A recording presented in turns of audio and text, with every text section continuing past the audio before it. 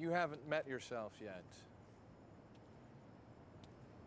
But the advantage to meeting others in the meantime is that one of them may present you to yourself. Begin with a few simple observations. The title, as you probably saw somewhere, is Prospects for Democracy.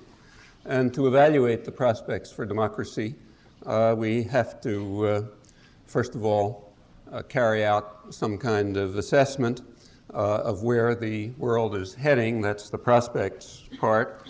And crucially, we have to decide what we mean by democracy, which is a term that is used in wide varieties of ways. If we look at the present scene, we find an apparent clash between doctrines that are widely and, in fact, proudly proclaimed, and social and political realities that appear to conflict with them very sharply. The leading doctrine is that the wave of the future is democracy and markets, a future for which America is the gatekeeper and the model.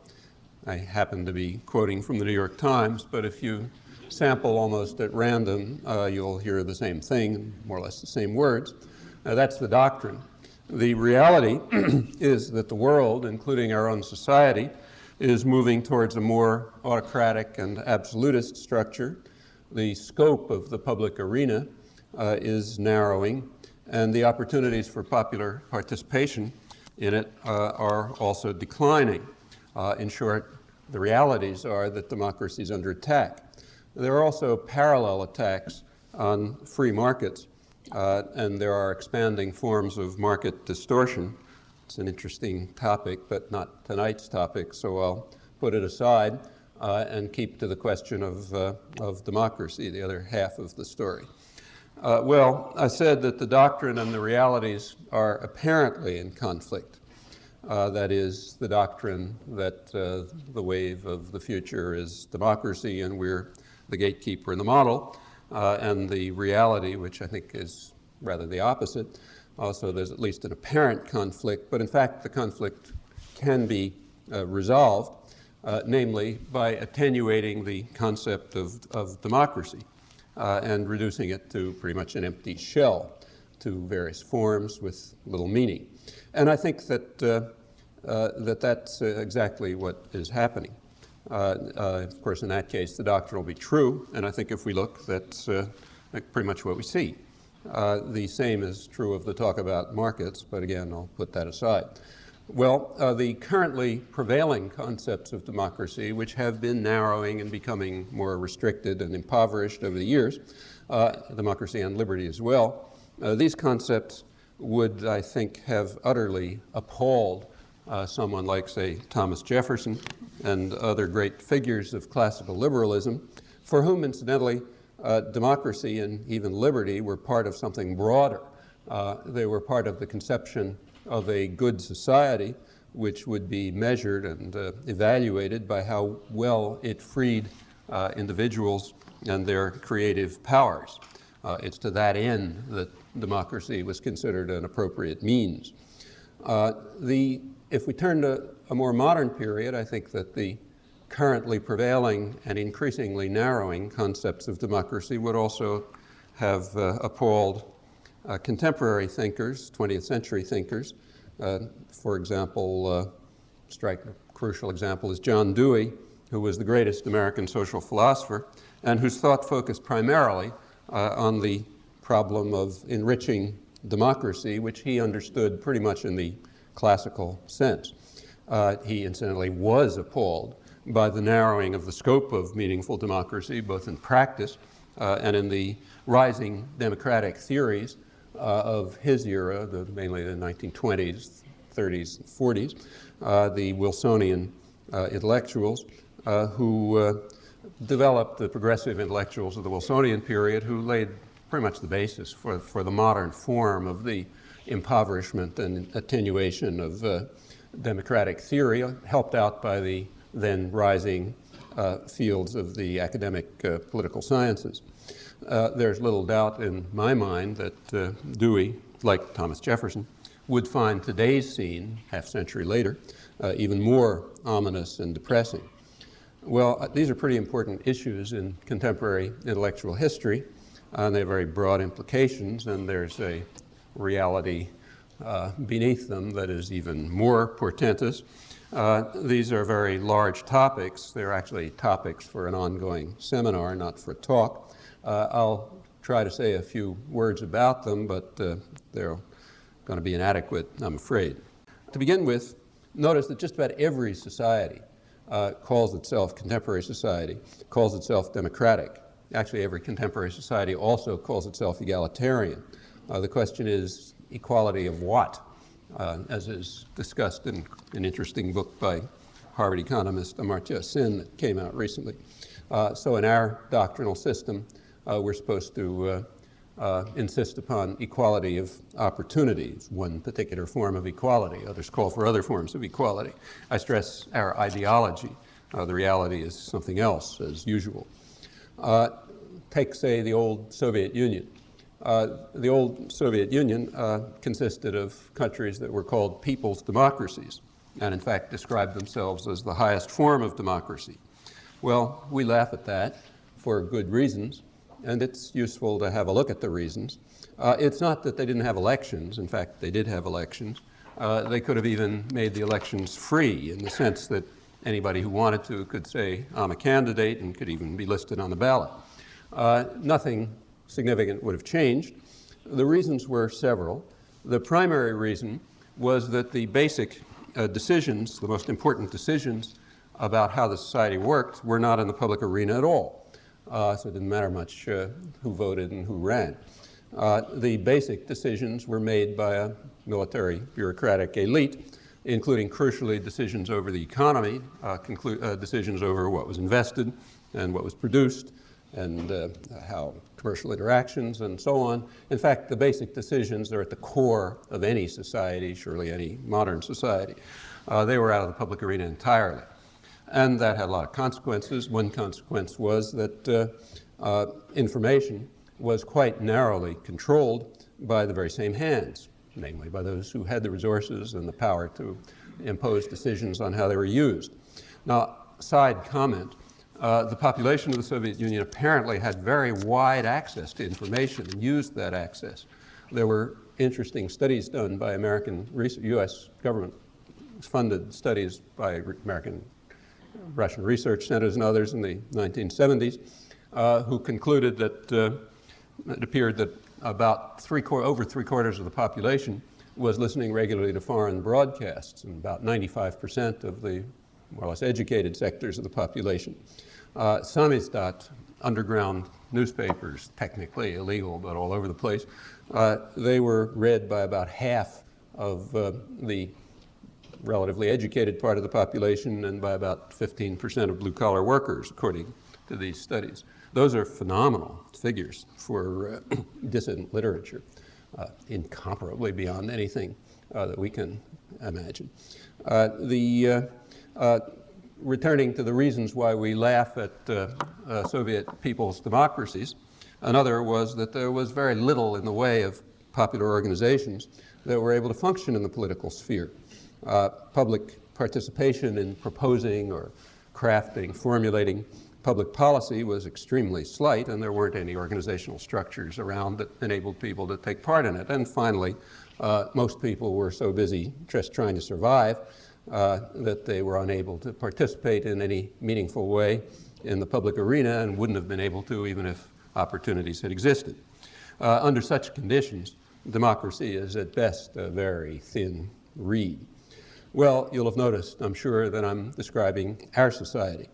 The basic point, the crucial point about the concentration of resources and decision-making power is not quite the same as in the Soviet Union.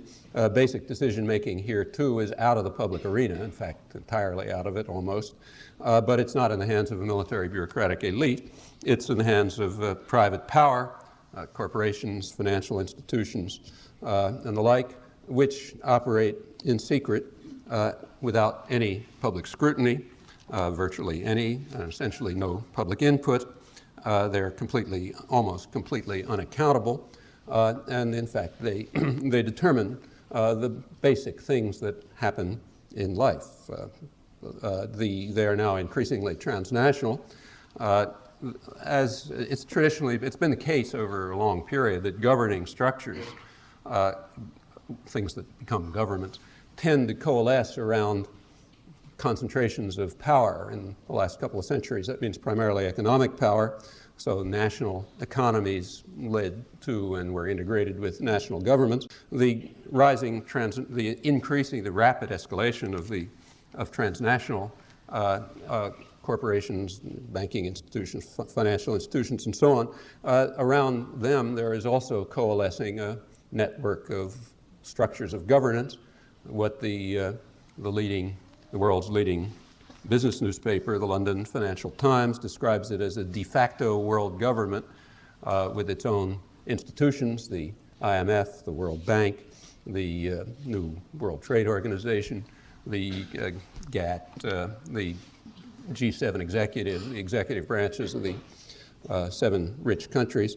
That's a kind of a framework of world government, what they call a de facto world government, that also operates very remotely, in secret, without scrutiny, without accountability.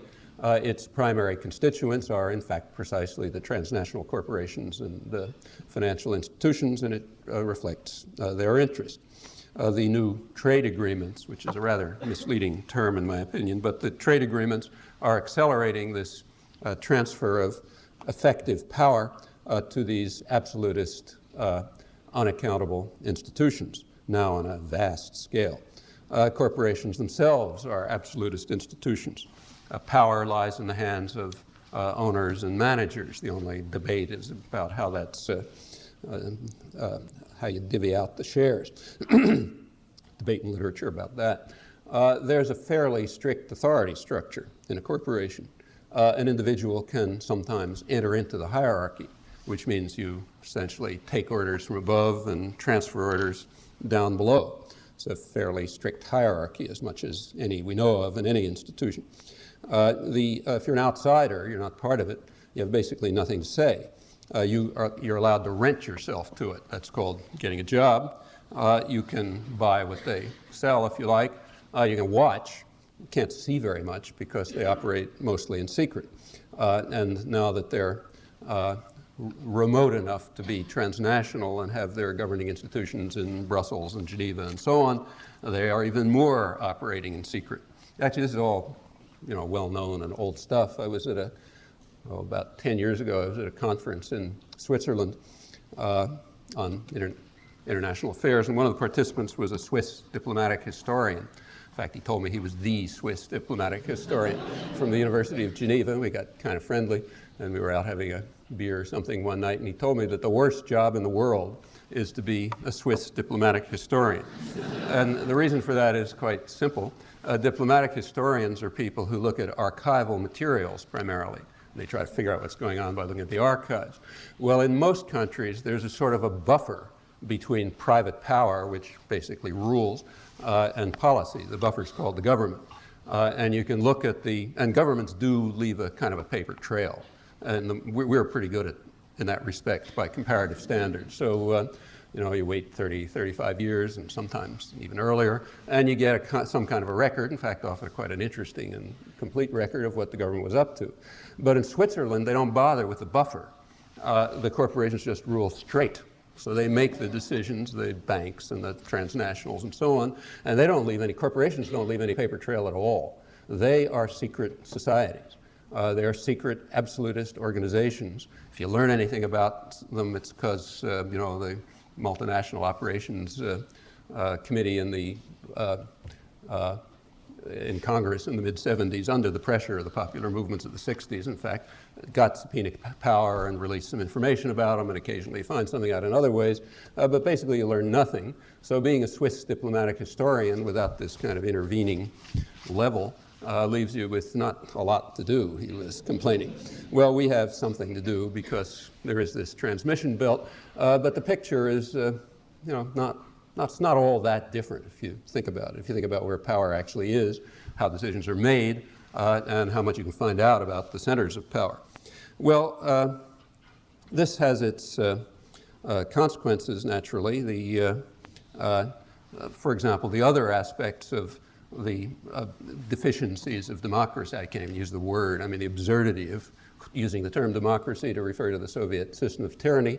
In various respects, we also have the same features.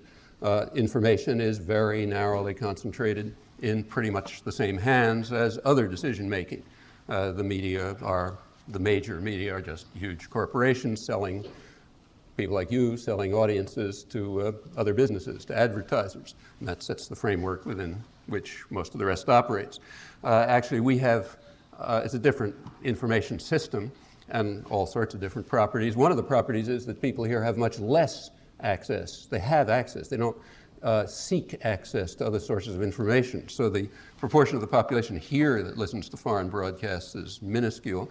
And publications that are outside the very narrow and rigid ideological framework reach statistically insignificant part of the population, nothing like, say, Soviet Samizdat. There are reasons for that, and they're interesting ones, but again, that's another topic.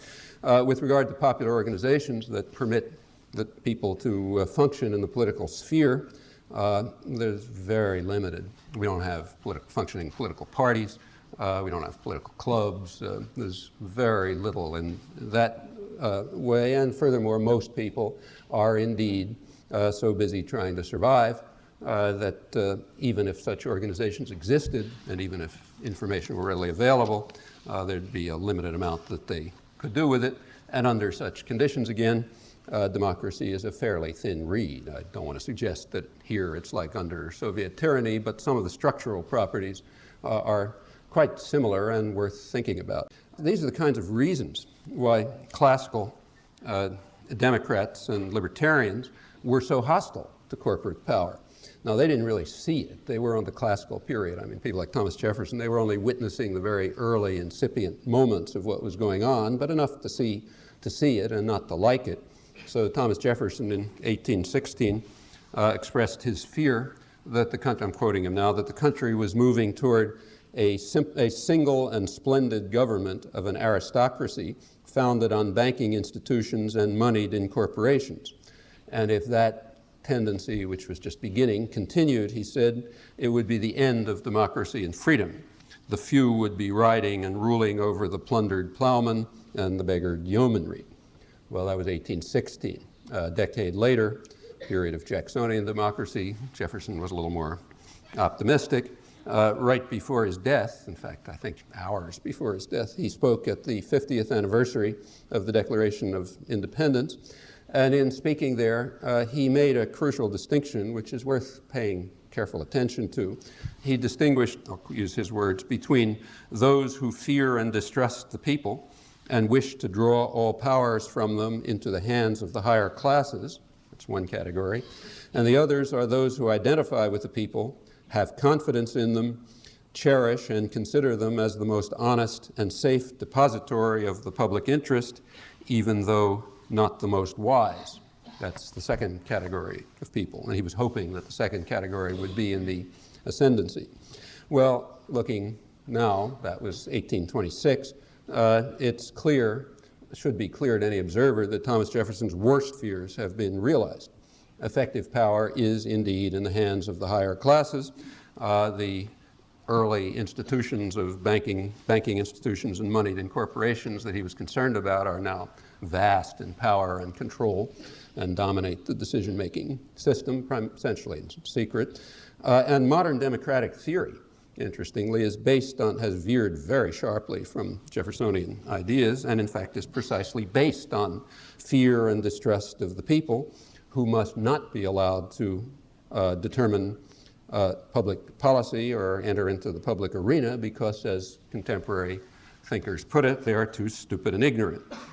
They agree with Jefferson only on one point, that the people are perhaps not the most wise, but they disagree with him on everything else. And that's rather important. I'll return to that. Well, if we go back earlier, say half a century earlier, to Adam Smith, he was describing a world that is very different from ours, so much so that the descriptions and the explanations really don't carry over very well, but the ideas do.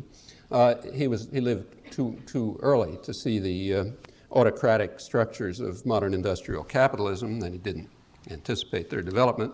But he was already, at that period, very much opposed to joint stock companies, what we nowadays call corporations. And he was particularly opposed to them if, as he feared might happen, they would become personified and made permanent. That is, they would gain the status of immortal persons, in effect, with all the rights of persons, except immortal. And that, in fact, is exactly what happened in the 19th century. If you look at one of the major parts of American 19th century history is the creation of corporate power by government decision and the turning corporations, which used to be sort of public interest groups, like build a bridge or something, into immortal persons with the rights of persons, which if you have corporate power means vast rights, well beyond any real person. That didn't happen through the democratic process. Actually, it happened primarily through judicial decision by lawyers and judges and so on, as part of the effort to create a developmental state, a powerful interventionist state that would introduce a high level of protectionism and direct public resources to private power, and in that way enable development to take place. Incidentally, that's the only way in history that development has ever taken place, from England up to South Korea and Taiwan, and there's some lessons there too. The prescriptions that contemporary economic ideologues, whatever you want to call them, offer to underdeveloped societies have the interesting property that they are refuted 100% of the time. If you can find one case in history of a society that's developed by those rules or even marginally using them, it'd be interesting to hear about it. Nobody's come up with one yet.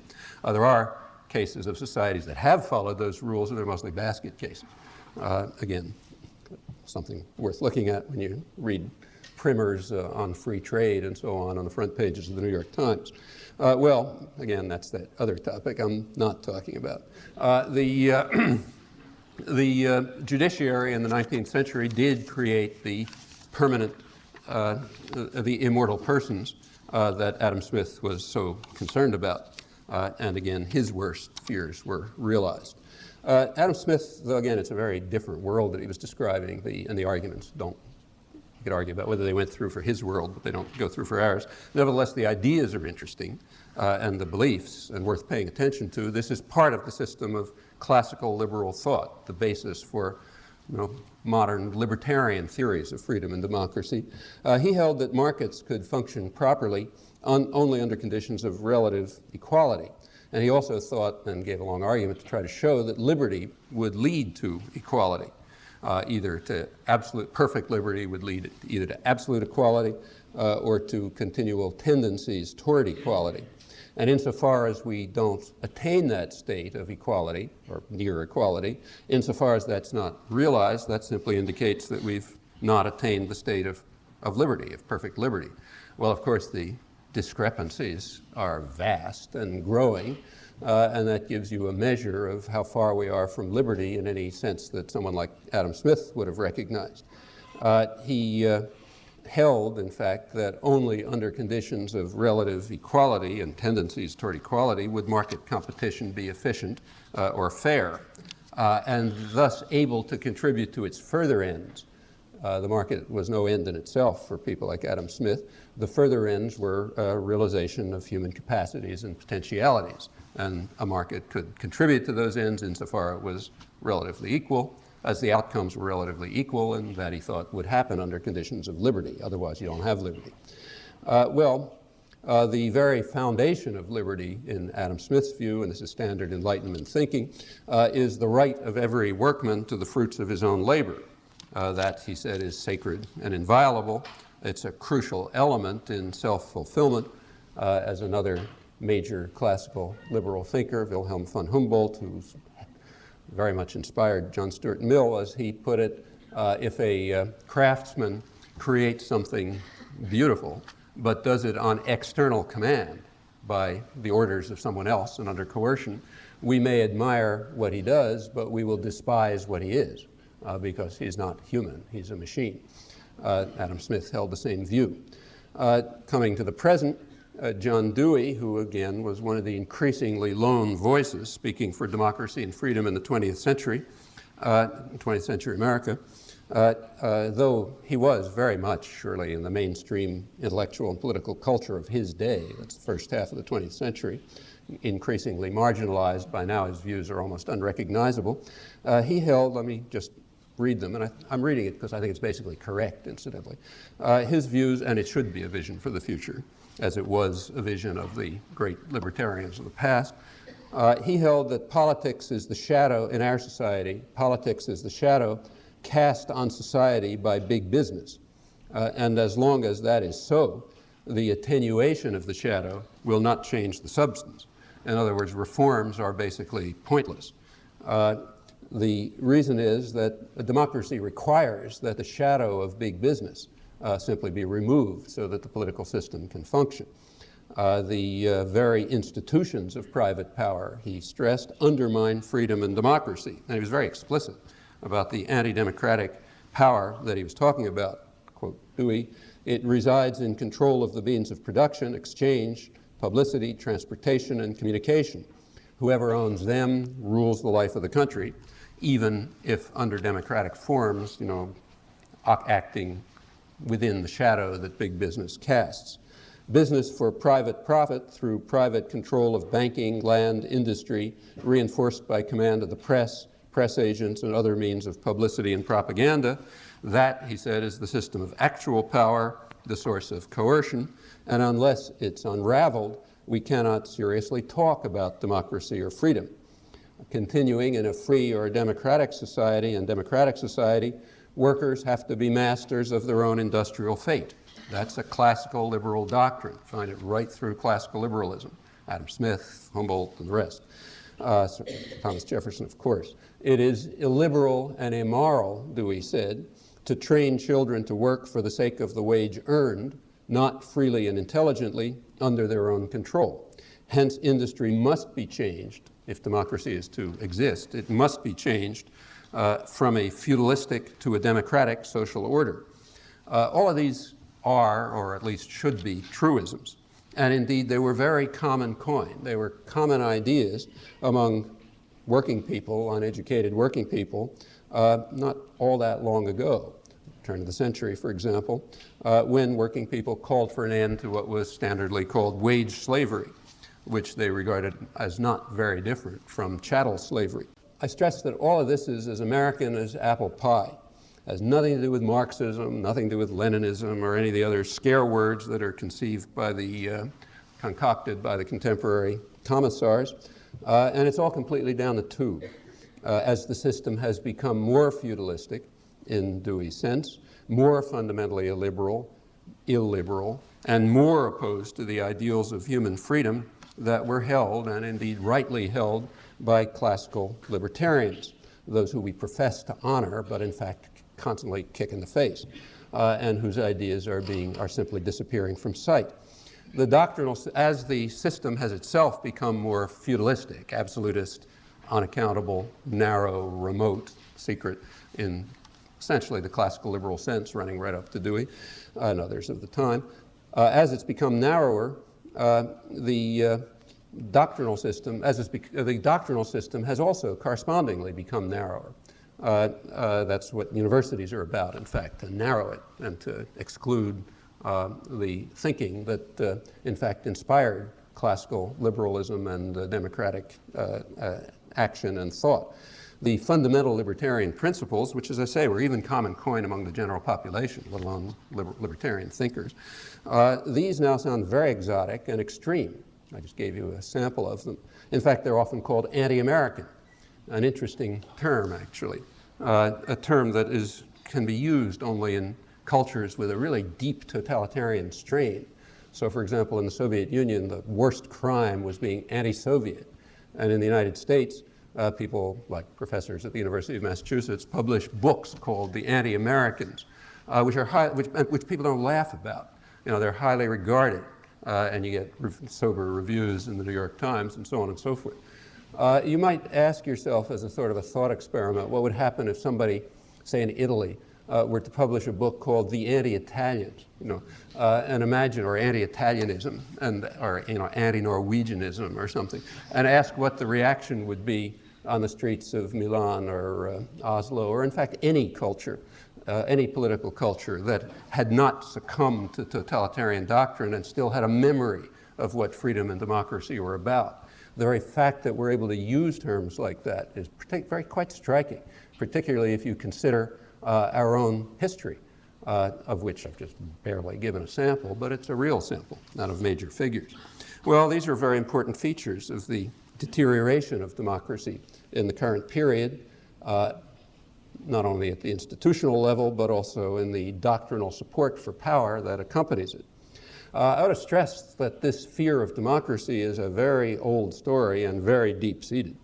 Because the first modern democratic revolution was in England in the 17th century, and the popular democratic forces were bitterly condemned for seeking, as leading intellectuals of the day put it, for seeking to raise the rascal multitude against the men of best quality, and for making the people so curious and so arrogant that they will not submit to a civil rule. There was a civil war going on, as you learned in high school, between king and parliament. But what often isn't taught is that the rabble, the rascal multitude, were opposed to both sides in the Civil War. Their pamphlets said that they did not want to be ruled by king or parliament. Rather, as they put it, by countrymen like ourselves that know our wants and know the people's sores. Incidentally, that same call was reiterated by rebellious farmers right here after the American Revolution, when they learned that they would continue to be ruled by the men of best quality, not by countrymen like themselves, as the revolutionary pamphlets had claimed. We're back to the distinction that Thomas Jefferson drew in 1826 that I quoted earlier. Actually, that's true of every social upheaval and revolution, at least to my knowledge. The official story is there are two sides fighting. The reality, quite typically, is that there are three sides. The two sides that are officially fighting one another for a share of the power, or all of it, and then the general population, which wants to be free of both of them, and quite often gets crushed. That, I think, if you look, is the real history of social upheaval and revolution, including the American Revolution, if you look closely. Well, over the time, the rabble have won rights. They've won rights through struggle. They're not gifts from above. The rights include, for example, the franchise, the right to vote.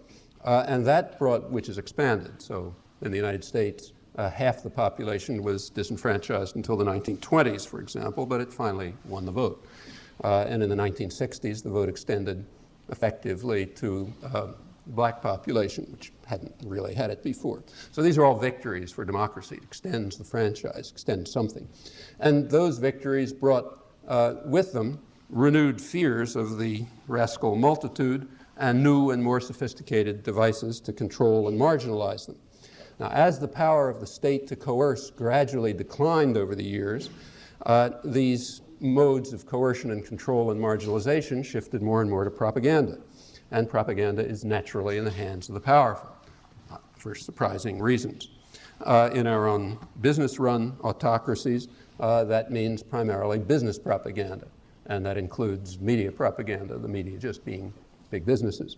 That's a huge phenomenon, some of it direct, like what comes out of the public relations industry in American creation, not surprising in a uniquely business-run society with a highly class-conscious business community that is always fighting a bitter class war and it knows it.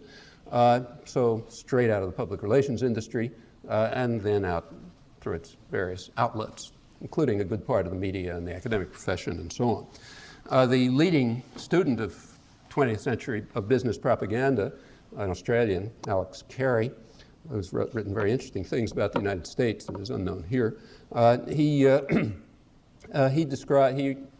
opened some of his work with the following comment, which I think is quite accurate. He says, the 20th century has been characterized by three developments of great political importance. The first is the growth of democracy. The second is the growth of corporate power. And third is the growth of corporate propaganda as a means of protecting corporate power against democracy. Now, that's quite right. And that's, in fact, the new version of the methods of the fear of the rascal multitude and the methods of controlling them. And we see that if we look at recent American history. So start with, say, the First World War, which was important. The First World War taught quite important lessons in this regard. Woodrow Wilson created the first official government propaganda agency, Creel Commission, designed to try to drive what was in fact a very pacifist country into war.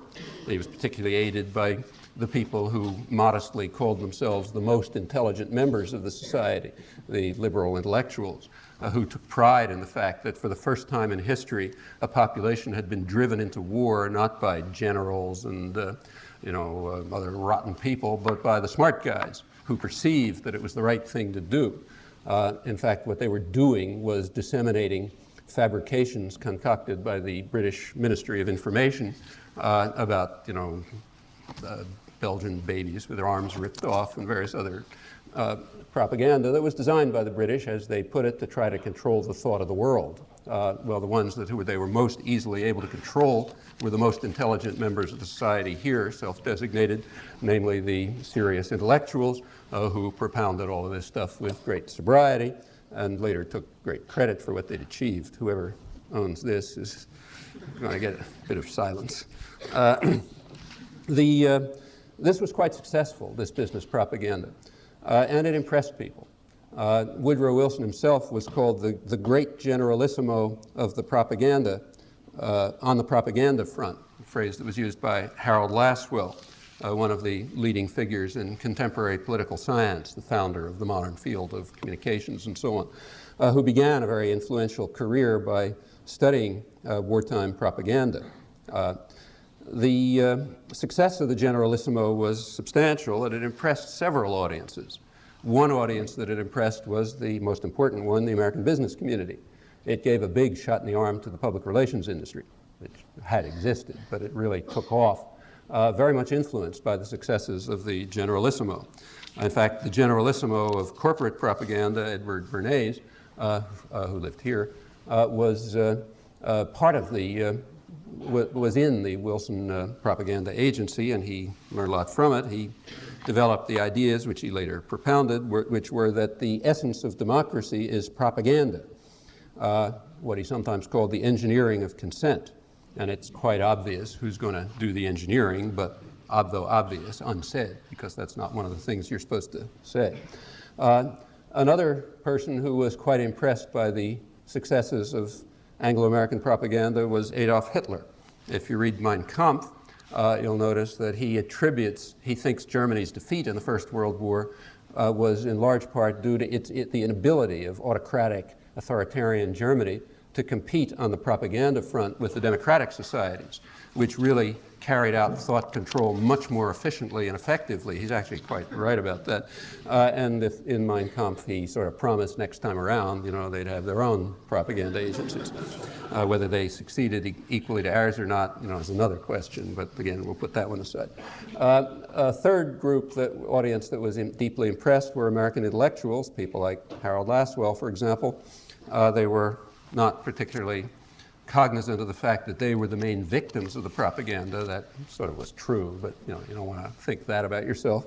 Lasswell was the author, for example, of in the Encyclopedia of Social Sciences in 1933 or 34, he was the author of an important article called Propaganda. In those days, people were a little more honest. We don't use the term now. We use other terms like journalism or something like that. But in those days, they were pretty straight. It was called propaganda. And he recognized that propaganda is necessary in any society, and more necessary in a society that's more free. The logic is sort of obvious. If you can control people with a whip, you don't really care all that much what they think. I think that's probably part of the reason why the Soviet Union wasn't very repressive with regard to, say, samizdat and foreign broadcasts. They were to an extent, but nowhere near what they could have been, because it really didn't matter all that much. You got to bludgeon over people's heads. Here it matters a lot more what people think, so propaganda has to be far more sophisticated and much more intensive, as Lasswell and others realized. Propaganda, he wrote back in the 1930s, is a new technique of control of the general public, who are a threat because of what he called the ignorance and stupidity of the masses. and we must not, he said, succumb to democratic dogmatisms about men being the best judges of their own interests. We are the best judges. That you'll recognize from the two alternatives that Jefferson counterposed in 1826. I won't reread them, but notice that Jefferson's worst fears became the credo of the modern liberal intellectuals. In fact, of the intellectual community rather generally. Bolshevism is a subcase of this. Not very different, if you think it through. A fact which was long noted by libertarian, by anarchist thinkers, and in fact predicted by Bakunin long before the Bolshevik Revolution. He predicted that there'd be two forms of modern intellectuals, what he called the red bureaucracy, who would use popular struggles to try to take control of state power and institute the most vicious and ruthless dictatorships in history. And the other group who would see that there isn't going to be an access to power that way and would therefore become the servants of private power and state capitalist democracy, where they would, as Bakunin put it, beat the people with the people's stick. You know, talk about democracy, but beat the people with it. That's actually one of the few predictions in the social sciences that's come true, to my knowledge, and a pretty perceptive one. Well, that's the credo of 20th century intellectual life to quite a remarkable extent, and it shows how much we have declined since Jefferson's day. Jefferson was hoping that the alternative would turn out to be true. This is what did turn out to be true, his worst fears. This should be part of intellectual history in a free society. It's the kind of thing you ought to learn in elementary school. Jefferson's distinction applies with precision to the modern age, except everything has been reversed and forgotten. Well, this is also pretty standard in the academic culture. So, for example, the president of the American Political Science Association in 1934, Harold Gosnell, in his presidential address, advised, this is right in the period of the big ferment in the Depression, remember, you know, worker struggles, everybody uprising. He said that we must, I'm quoting him, exclude the ignorant, the uninformed, and antisocial elements from the political arena. That's almost everybody, if you look at what he's talking about. What we need is an aristocracy. We need an aristocracy of intellect and character. The men of brains must seize the torch, you know, the action intellectuals of the Kennedy period, for example. Now, there's an unspoken assumption in all of this, unspoken and possibly unnoticed, since it's not nice to see yourself in a mirror. The unspoken assumption is that we can seize the torch, these guys can seize the torch insofar as they keep well within the shadow that's cast by big business that we call politics. If they move a little bit beyond that shadow or even to its margins, they forfeit their place within the aristocracy of intellect and character. Well, as I say, that's not much discussed, though an obvious truth. The leading thinker, the leading exponent of these doctrines, and one of the most influential ones, was Walter Lippmann, who was the leading figure in American journalism for half a century, major commentator on foreign affairs, and also a highly regarded called progressive political theorist. His view, he made a distinction between what he called the responsible men, very small number. He was, of course, one of them. Everyone who presents the views is always within the group of the men of best quality and, you know, the aristocracy of intellect and character and so on. So there's the responsible men on the one side, and then there's the ignorant and meddlesome outsiders, who are the population. Now, it's a democracy, so the ignorant and meddlesome outsiders have a role or a function, as he put it. Their function in a democracy is to be spectators, not participants. But they are allowed to, as he put it, lend their weight periodically to one or another member of the responsible men, the men of best quality. That's called an election. And then they're supposed to go home and, you know, watch the Super Bowl or whatever the equivalent was in the 19th. I'm talking about the center. This is the liberal, pragmatic mainstream. There's the spectrum extends in both directions. Toward the more libertarian end, it extends in his day, for example, to John Dewey with his roots in classical liberalism. Toward the more reactionary end, it includes pretty much the mainstream business community, which has enormous fear of the rascal multitude and has its explicit political representatives, for example, say both in the political system and the ideological sphere, the Reaganites, the people who are funding those journals that Archon or somebody mentioned before. Their view is that the population shouldn't even be spectators. That's too much. They should be completely outside, That's one reason why the Reaganites were so committed to protecting an increasingly powerful state, because they were statist reactionaries. They believed in extremely powerful and interventionist state intervening in the economy and overseas, but it should also be protected. So they instituted unprecedented censorship. The first government propaganda agency since Wilson, this time illegal because laws had changed. They went for clandestine operations, big, as you know, huge clandestine operations, reached new peaks. Clandestine operations are operations undertaken targeting the domestic population. Everybody else knows about them. It's just the domestic population that doesn't. That's the respect in which they're clandestine.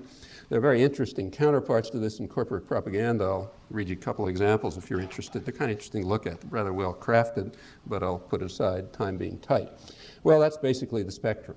At the libertarian end, you have extremists like Thomas Jefferson and Adam Smith and John Dewey. That end has been pretty much sawed off. On the rest of it is the spectrum lies between, say, the generalissimo of propaganda and his administration. That's kind of like the center, Lippmann, Bernays, Lasswell, the concept of engineered consent and elite control. And then you go all the way off to the right, like, for example, the Reaganites, who don't think even the spectator role is too much. I mean, they're basically Stalinists, adapted to our political system. Well, the end of World War I, the generalissimo had some work to do. There was a lot of ferment. There was labor organizing, strikes, political thought, and so on. That had to be squashed. So the liberal Wilson administration conducted a very violent and repressive Red Scare with the support of the liberal press and so on. And that worked quite well. It led to a decade of quiescence and subordination to business control. And that's when these mainstream views of the Lippmann, Lasswell type, Bernays type flourished. In the 1930s, during the Great Depression, the quiescence broke. People became active again and thoughtful, entered the political arena, began to organize, actually won some victories. In 1935, labor finally won the rights that European labor had won half a century before, namely the Wagner Act, the right to organize. Now that victory for working people and democracy sent a real chill through the business community. The National Association of Manufacturers, the major business association, in its publications described the hazard facing industrialists in the newly realized political power of the masses and said this must be reversed, and their thinking directed to more proper channels, or we are definitely headed for adversity. And they indeed began a huge corporate propaganda offensive to block this incipient threat of democracy and human rights. The World War came along and put it on hold for a while, but right after the war it took off. Huge corporate propaganda offensives. That's one of the reasons why the United States is essentially off the spectrum of industrial societies on things like health and social contract and labor rights and so on. The right to organize was essentially destroyed by 1948, and by then the game was pretty much over. This is incidentally all pre-McCarthy. McCarthy was a kind of a latecomer. This was led by a spectrum of liberal Democrats attacking independent thought and people a little further over to the right, undermining unions and social policy and so on. McCarthy sort of picked it up and turned it into something obscene, but it was bad enough before, and essentially it was all over by the late 40s. The labor victories were reversed, and there was a major attack on independent thought. That led to the 50s, which were very quiescent, rather similar to the 1920s. And so it has been a recurrent pattern through American history. Democratizing tendencies, repression, and quiescence, and then things blow up again. At that time, there was a lot of new technology that helped, and that has a lot of bearing on the present day. So in the 1920s and the 1930s, radio was coming into existence. Radio, everybody recognized as a public resource. It's not like shoes. There's a fixed band that's going to be government regulated. Everyone knew that. The question was, where will it go? Will radio be assigned to the public interest, meaning public radio, hence democratic to the extent that the society is democratic? And that's one option. The other option is just handed over to private absolute power and turned into a device for propaganda and profit-making by the private sector. Well, just about every country in the world, maybe everyone, I don't offhand know of an exception, went the first way towards making it a public resource. The United States went the second way, became a private monopoly, virtual monopoly. I mean, like a college radio station could have a little station that you could hear for 3 blocks away or something. But this issue was struggled about. Labor groups, church groups, other public interest groups sought to put the United States within the mainstream of Western society, and they lost. They lost flat out. That's a reflection of a lot of other things, the extent to which we are indeed an unusual society with a highly class-conscious business community, always fighting a vicious class war, and very well aware of it. These quotes that I read from the National Association of Manufacturers are quite typical. Okay, that was radio. By the time television came along, it wasn't even an issue. The world went one way, the United States went the other way. That's coming along right today. We're right in the middle of it with the question of this, information highway business. Again, there's a question. Is it going to be a public interest resource serving a democratizing function, as the technology certainly allows, or is it simply going to become another instrument of corporate power and corporate propaganda and thought control and concocting artificial wants and so on and so forth? And the answer to that depends on the balance of forces. The way things now stand, you can predict it's just going to be another instrument of thought control and corporate power, but it doesn't have to be. These are questions of how people react. Other countries, not very different from us, in fact, very much like us, went the other way with radio and television, and we could have too. It's a question of organizing and activism and awareness. One of the reasons for the intensive propaganda is to keep people from thinking about these things. To some extent, it succeeded. The 50s were quiescent, very much like the 1920s. The 60s, it broke again, rather like the 1930s. There was a lot of ferment, and it aroused the usual fear. Ever since then, from the early 70s, there has been a major attempt to carry out another Red Scare case, essentially, to beat back the population to conformity and quiescence. It's kind of interesting that this time it hasn't worked. That's one of maybe the first time in American history where the cycle hasn't really worked out. A rather interesting phenomenon with a lot of consequences. Again, not much time to talk about it. That's what we're right in the middle of. The new slogan in the early 70s is what was called by the liberals the crisis of democracy. As the chairman of the political science department over at Harvard put it, the Eaton professor of the science of government. I love that title. Speaking for the science of government, he deplored the crisis of democracy, the fact that societies were becoming ungovernable, essentially because the rabble was trying to enter the public arena, and that made it ungovernable. Unspoken in all of these discussions is that somebody is allowed into the public arena. Who? Well, not allowed to say that bad word, but the public are not allowed in. Samuel Huntington almost gave it away. He kind of referred nostalgically to the Truman administration period when Truman, as he put it, had been able to govern the country with the help of a few Wall Street lawyers and financiers. Well, that that's a little kind of on the vulgar Marxist side, and it wasn't quite that, but you get the idea. Sort of had the general idea correct. In those days, there was no crisis of democracy. That's exactly the way things were supposed to be. But now there's been a crisis. Women and blacks and young people and old people and farmers and all these bad types were trying to enter the public arena to press their demands, and that just made the society ungovernable. It had been fine under, when you had a couple of Wall Street lawyers and financiers doing it. Well, that's the struggle we're right in the middle of. The efforts to restore passivity have been a mixed success, not completely by any means. We're right in the middle of it now, and the lines that are drawn are the usual ones, quite currently, in fact. Take, say, the NAFTA debate. It's very revealing in this respect.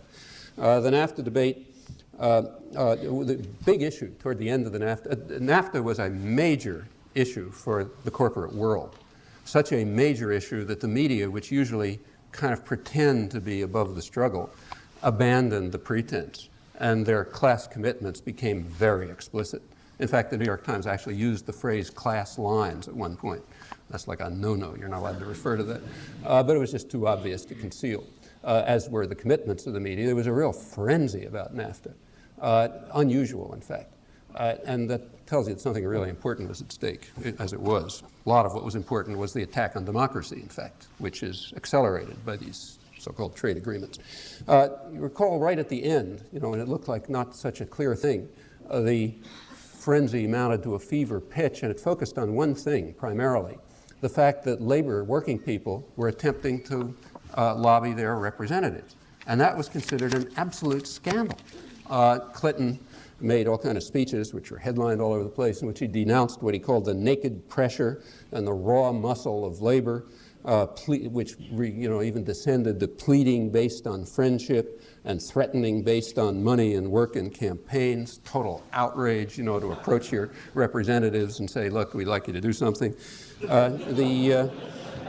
This went all the way over to what's considered the left in the media. So say take Anthony Lewis, who's about as far out as you can imagine, still be in respectable society.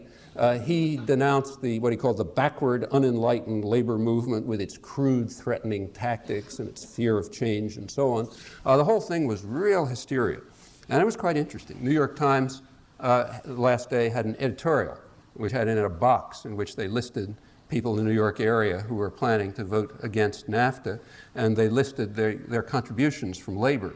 They said this is kind of ominous, raises serious questions about whether they're being honest and so on and so forth. Well, Washington Post did the same thing. That was interesting. Now, as everybody knew, but didn't say until afterwards when they sort of came clean on it, in fact, they came clean the day after the vote, corporate lobbying was hugely greater than labor lobbying, by an overwhelming factor, as always. And nobody worried about that. They weren't having crude, threatening tactics and all this bad stuff. And there's a good reason for that. Corporate lobbying is not a problem. They are the men of best quality. They are the ones who are supposed to rule. And the responsible intellectuals are their good and loyal servants. So therefore, there's nothing to say about corporate lobbying. We don't object to it. It's when the rascal multitude tries to get in the act that everyone begins to foam at the mouth. They're supposed to submit in silence to the rule of the aristocracy of wealth, and of course the aristocracy of intellect and character, us smart guys who do their work for them. Actually, very little has changed since the 17th century. If you look at the hysteria in the 17th century, among 17th century intellectuals, which I just gave a couple of quotes from, a lot more elsewhere if you like, it reads very similarly to the hysteria today. Say if working people dare, to lobby their representatives. And the reason it's the same is the issues are the same. You can call it a new world order if you like, but it's the same class war, and intellectuals are playing the same service role, the ones who are within the shadow cast by big business, that is, and therefore granted respectability. Departures from this do exist, but they're very slight. All of this helps to explain the enthusiasm for NAFTA and GATT, which the primary thing about them is that they vest far more power in private absolutist institutions, which are completely unaccountable to the public and operate in secret, spawning the de facto world government that the business press openly talks about. And all of that moves us toward, going back to that spectrum on democracy, this moves us toward the reactionary end, the Reaganite end, in which the population are not even spectators. Insofar as power is shifted to the transnational arena with its own de facto world government, you're not even a spectator, because only the most real experts and specialists have any idea, say, what's going on in the IMF or something like that. Well, that's a great achievement in the destruction of democracy, and that helps explain the tremendous enthusiasm for NAFTA, and GATT, and other such profoundly anti-democratic developments, also anti-market developments, but as I say, that's another story. Finally, just a couple of words on how this stuff works out in our dependencies. Sometimes it's described with considerable candor. Actually, one of the clearest voices these days is a former Reaganite insider, a man named Thomas Carruthers, who was part of the democracy enhancement programs, as they were called, within the State Department in the 1980s. These were hailed with great pride. That makes us, the beacon of the future and all that sort of business. He's written a book and a couple articles about this, and they're informative and honest, rather rueful. He says that the policies were sincere, but he thinks they failed. On the contrary, in my opinion, they succeeded quite brilliantly. But putting aside that judgment, what he describes is entirely accurate. It's just interesting to have it said from the inside, He points out that there was a correlation between democracy in the hemisphere and U.S. influence, namely a negative correlation. Where U.S. influence was least, the steps toward democracy were greatest. primarily in the southern cone of Latin America, where, as he points out, speaking from the inside, the Reagan administration strongly opposed the moves towards democracy, tried to back the autocratic governments, which are in fact a residue of the Kennedy liberals, I should say, who were very close to the Reaganites in their picture of the world, remarkably close. The Reagan administration sought to preserve these kind of neo-Nazi states of the Southern Cone, but they failed, and there was a democracy. And then, of course, they took credit for what had happened afterwards. That, in fact, happened all over the place. Where U.S. influence was the greatest in Central America and the Caribbean, the effects were worst. He recognizes that, doesn't draw any conclusions from it, but in fact it's something that generalizes on human rights as well. Another one of those lessons you're not supposed to learn. He then points out what happened. Here's his description from the inside. Washington's, which he opposes, and so I think it's a bad thing, but he says, Washington sought only limited top-down forms of democratic change that did not risk upsetting the traditional structures of power with which the United States has long been allied. It sought to maintain the basic order of quite undemocratic societies because of the deep fear of populist-based change, with all its implications for upsetting established economic and political orders and heading off in a leftist direction. Well, what's a leftist direction? That's a direction that holds, to quote some leftist extremists, that holds that the mass of mankind has not been born with saddles on their backs, nor a favored few booted and spurred, ready to ride them. It is the view that we should oppose a single and splendid government founded on banking institutions and moneyed in corporations. I'm quoting that leftist extremist Thomas Jefferson. In the early days of the corporate state capitalist absolutism that he despised and feared and that has come into existence. Well, Carruthers is quite correct. His picture of what happened is accurate, generalizes very broadly, applies at home as well. It's the key to understanding policy. Again, these are truths that would be taught in elementary school in a free society. Major efforts have to be made in the educational system, right up to the elite universities, to prevent people from seeing that 2 + 2 = 4, but that's the answer. It does. And it's not very hard to figure out. If you look not even very profoundly, you see it all over the place, and it's quite systematic. The policy is that the traditional structures of power must remain, and they have to be protected, in his words, from the populist-based changes. That's true abroad, and that's true at home. Democracy is a fine thing, but only if it has the right outcome. Democracy is defined not by process, but by outcome. The right guys have to win, otherwise it's not democracy. The right guys mean Thomas Jefferson's banking institutions and moneyed in corporations and their modern inheritors, and the aristocracy of intellect and character that serves them and labors to conceal the reality of the world from the rascal multitude. People like you, if you get properly trained. I mean, you have to be willing to accept the training, of course. And if you do, a lot of privilege and power comes with that submission to power. So, advantages. Well, we can see the Thomas Carruthers thesis of the 1980s, which is just history, It's just a chapter of history. We can see it right before our eyes today. In fact, it's playing itself out with really brilliant clarity right in front of us in Haiti. It couldn't be a clearer example. In Haiti, the United States made a mistake. We'd been supporting dictators and murderers and everything was all great, but there was a mistake. They allowed a free election. It was assumed that the U.S.-backed candidate, a World Bank official, would win easily, had all the resources and so on. But unknown to the men of best quality there and here, there had been a lot of ferment in Haiti. There's a lot of popular organizing. Big popular organizations had developed with nobody paying attention to them. They'd been very effective, and in fact, the wrong guy won with an overwhelming majority in the first free election in the history of the country, namely President Aristide, with 2/3 of the vote. Trouble is, it was the wrong 2/3 of the population. As it was described by America's Watch, the leading human rights group, he was swept into power by a remarkably advanced array of popular organizations that gave the vast majority of the population a share in local and national politics. Totally the wrong thing. Completely wrong from every point of view. Well, he was quickly overthrown by violence, and that was an end to Haiti's democracy, or as the New York Times put it in a headline right afterwards, Haiti's democracy such as it was. That contemptuous comment means not much, We read regularly that President Aristide, and that just symbolically means the rabble that voted for him, President Aristide has meager democratic credentials. He is opposed by what the New York Times calls civil society, which fears that he supports class-based violence. He even blamed the rich for the poverty of the masses. It's an absolute outrage to tell the elementary truths in public, or maybe in secret somewhere, but not in public. That happens to be the New York Times, but it's standard. Again, pick at random. That's the story. So therefore, Aristide must broaden his government. That's the current phrase.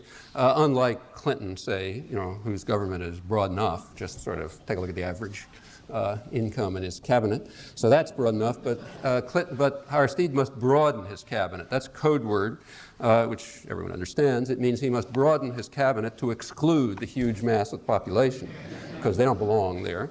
And he must extend it to the democratic elements, what are called the moderates in the military and the business community. Power has to be shifted into their hands.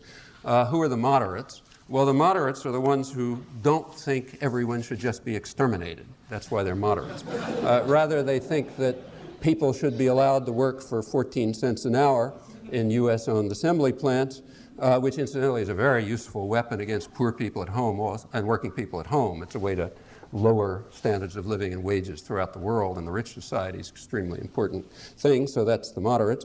Also, they're allowed to produce food for export. Right now, under Clinton, though I haven't seen any headlines about it, food exports from Haiti are increasing. This is a starving country, remember. Food exports are increasing, not by a small factor. They increased by a factor of 36 last year, 30, big number, under Clinton, thanks to the liberal Democrats. That's fruits, nuts, citizens, melons from a starving island. That's for the benefit of U.S. agribusiness and yuppie markets. In fact, all trade with Haiti is increasing rather substantially under what is laughably called an embargo. The reason is because the embargo has an exception. It has an exception for U.S.-owned assembly plants. And when that's mentioned, it's always explained as a humanitarian gesture.